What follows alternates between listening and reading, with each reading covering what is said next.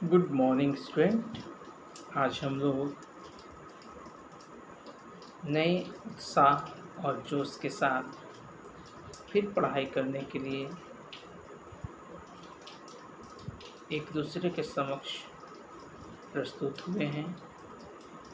आज हम लोग क्लास 10th के हिंदी पाठ्य पुस्तक के अध्याय 7 जिसका शीर्षक है परंपरा का मूल्यांकन और इसके लेखक है रामविलास शर्मा।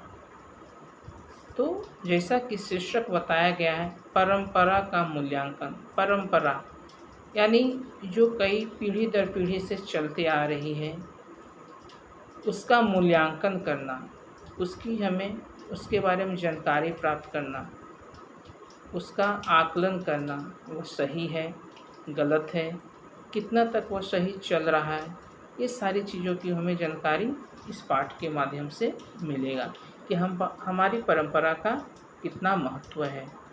तो आइए हम लोग पाठ शुरू करने से पहले आज लेखक परिचय को इस वीडियो के माध्यम से जानेंगे। और लेखक परिचय, पाठ साहित्य और पाठ का एक छोटा सा परिचय भी इसी वीडियो में हम लोग प्राप्त करेंगे। लेखक परिचय के रूप में बताया जा रहा है कि सुप्रसिद्ध निबंधकार, विचारक एवं कवि रामविलास शर्मा का जन्म उत्तर प्रदेश के उन्नाव जिला के ऊंचा गांव सानी में 1912 ईस्वी में हुआ था।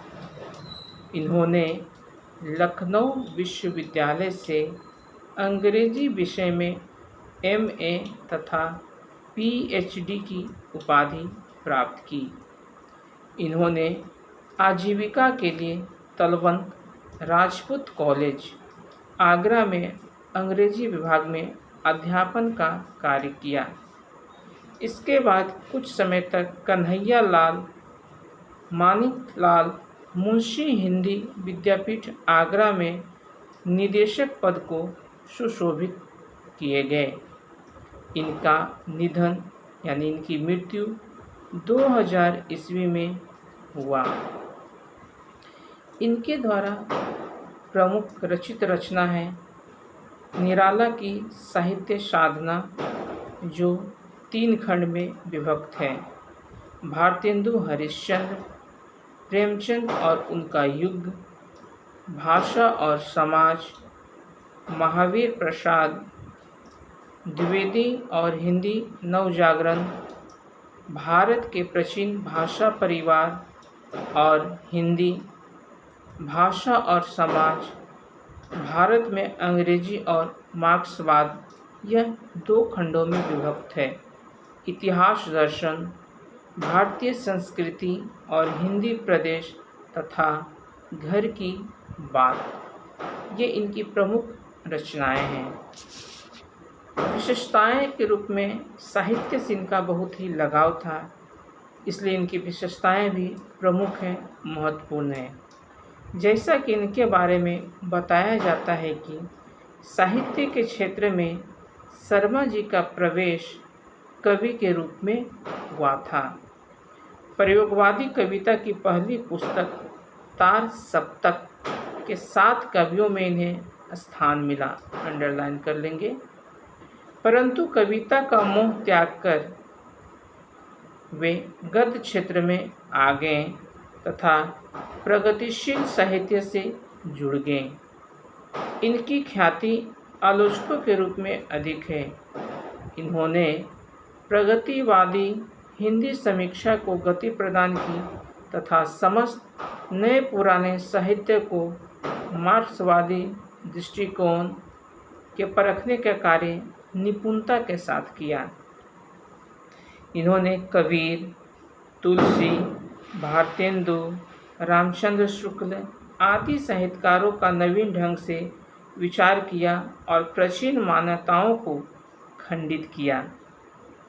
प्रगति और परंपरा, आस्था और सौंदर्य, गद्य शिल्प आदि संग्रहों में उक्त प्रवृत्तियों को सहज से देखा जा सकता है। ये उदार, हृदय शर्मा जी ने प्राप्त पुरस्कारों की सारी राशि भारत में साक्षरता विस्तार के लिए सरकार को सुपुर्द कर दिया था और ये एक बहुत ही ईमानदार, नेक और दयालु व्यक्ति थे।